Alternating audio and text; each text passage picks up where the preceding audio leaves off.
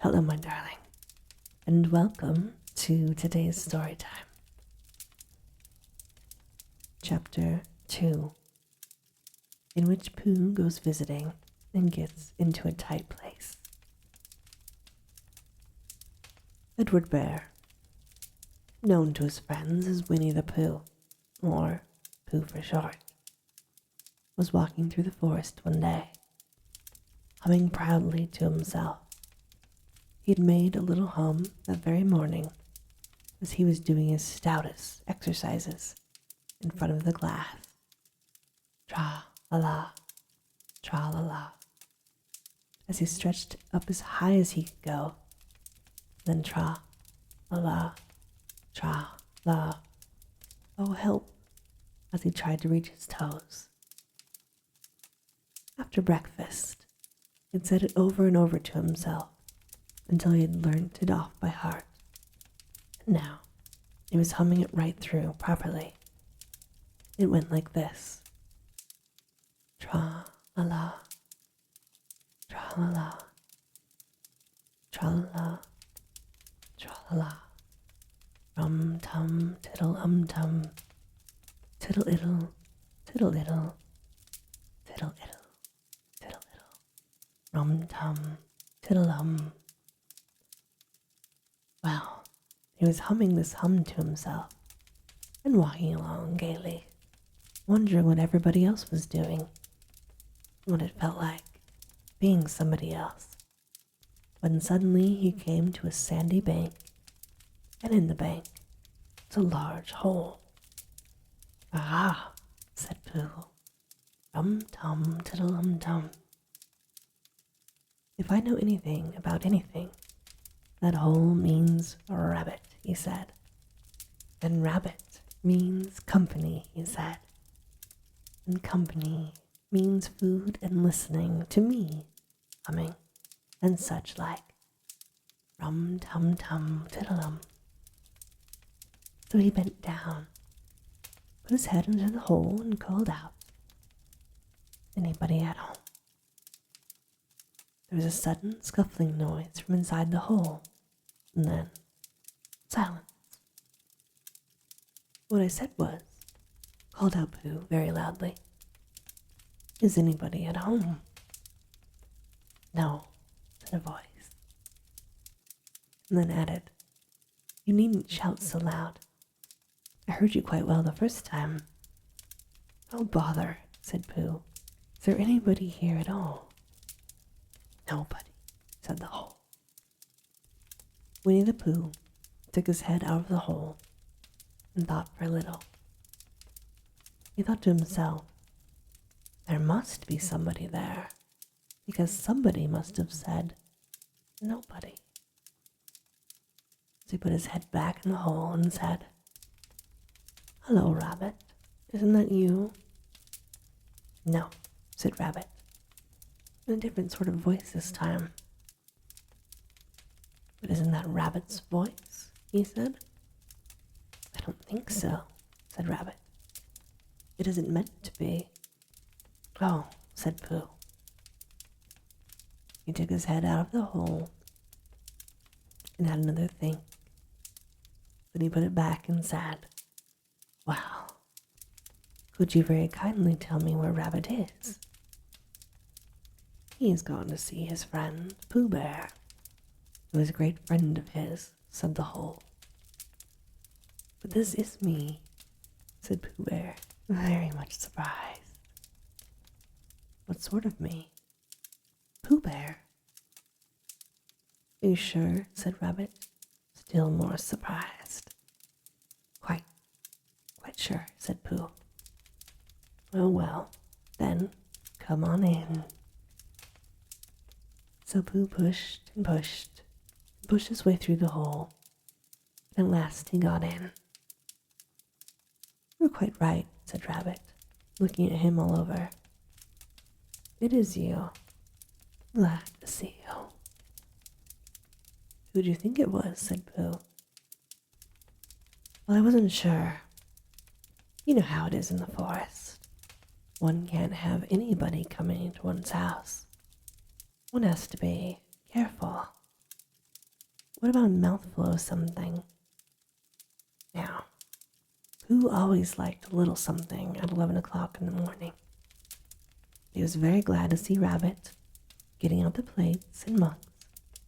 When Rabbit said, "Honey or condensed milk with your bread," Pooh was so excited that he said, "Both."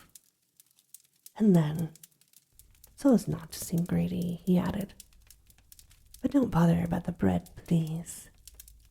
And for a long time after that he said nothing, until at last, humming to himself in a rather sticky voice, he got up, shook Rabbit lovingly by the paw, and said he must be going on. "Must you?" said Rabbit politely. "Well," said Pooh, "I could stay a little longer if you—" He tried very hard to look in the direction of the larder. "As a matter of fact," said Rabbit, "I was going out myself directly." "Oh," said Pooh. "Well, then I'll be going on. Goodbye." "Well, goodbye," said Rabbit. "If you're sure you won't have any more." "Is there any more?" asked Pooh quickly. Rabbit took the covers off the dishes and said, "Well, no, there wasn't." "I thought not," said Pooh, nodding to himself. "Well, goodbye. I must be going on." So he started to climb out of the hole. He pulled with his front paws and pushed with his back paws. And in a little while his nose was out in the open again, and then his ears, then his front paws, and then his shoulders, and then— "Oh, help," said Pooh. "I'd better go back. Oh, bother. I guess I have to go on. I can't do either," he said. "Oh, help and bother." Now, by this time Rabbit wanted to go for a walk too, and finding the front door quite full, he went out by the back door, came round to Pooh and looked at him. "Hello," he said. "Are you stuck?" No," said Pooh carelessly. "Just resting, thinking, humming to myself." "Here," said Rabbit, "give us a paw." Pooh Bear stretched out a paw, and Rabbit pulled and pulled and pulled. "Ow!" cried Pooh. "You're hurting me." "Well," said Rabbit, "the fact is, you're stuck." "It all comes," Pooh said crossly, "of not having front doors big enough." "It all comes," said Rabbit sternly, "of eating too much." "I thought at the time," said Rabbit. "Only I didn't like to say anything. That one of us was eating too much, and I knew it wasn't me," he said. "Well, well, I shall go and fetch Christopher Robin." Now, Christopher Robin lived at the other end of the forest, and when he came back with Rabbit and saw the front half of Pooh, he said, "Silly old bear," in such a loving voice that everybody felt quite hopeful again. "I was just beginning to think," said Pooh, sniffing slightly, "that Rabbit might not ever be able to use his front door again, and I should hate that," he said. "So should I," said Rabbit. "Use his front door again," said Christopher Robin. "Of course he'll use his front door again." "Good," said Rabbit. "If we can't pull you out, Pooh, we might push you back," said Christopher Robin.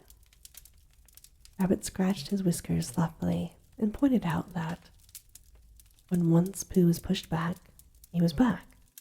And of course nobody was more glad to see Pooh than he was. Still, there it was. Some lived in trees and some lived underground, and— "You mean I'd never get out," said Pooh.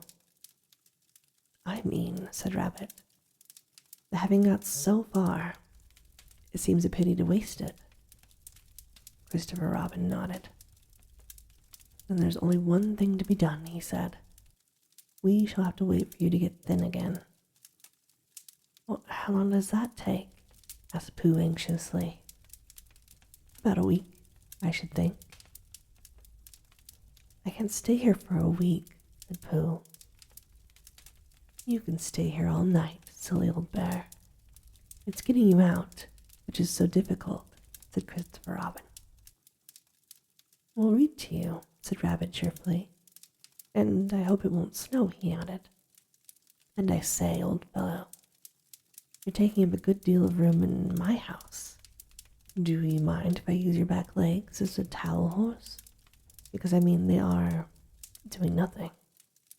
And it would be very convenient to just hang towels on them. A week, said Pooh gloomily. What about meals? I am afraid no meals, said Christopher Robin, because of getting thin quicker. But we will read to you. Pooh began to sigh, and then found he couldn't, because he was so tightly stuck. A tear rolled down his eye as he said, Would you read a sustaining book, such as would help and comfort a wedged bear in great tightness? So for a week, Christopher Robin read that sort of book at the north end of Pooh. Rabbit hung his washing on the south end, and in between, Pooh felt himself getting slenderer and slenderer. And at the end of the week, Christopher Robin said, Now. So he took hold of Pooh's front paws, and Rabbit took hold of Christopher Robin, and all Rabbit's friends and relations took hold of Rabbit, and they all pulled together. And for a long time, Pooh only said, Ow, and oh. And then, all of a sudden, he said, Pop, just as if a cork were coming out of a bottle. And Christopher Robin and Rabbit, and all Rabbit's friends and relations, went head over heels backwards. And then on top of them came Winnie the Pooh, completely free. So, with a nod of thanks to his friends, he went on with his walk through the forest, humming proudly to himself. But Christopher Robin looked after him lovingly and said, That's my silly old bear. And this, my darling, ends our story time for today. As always, I hope that you have very sweet and creepy dreams.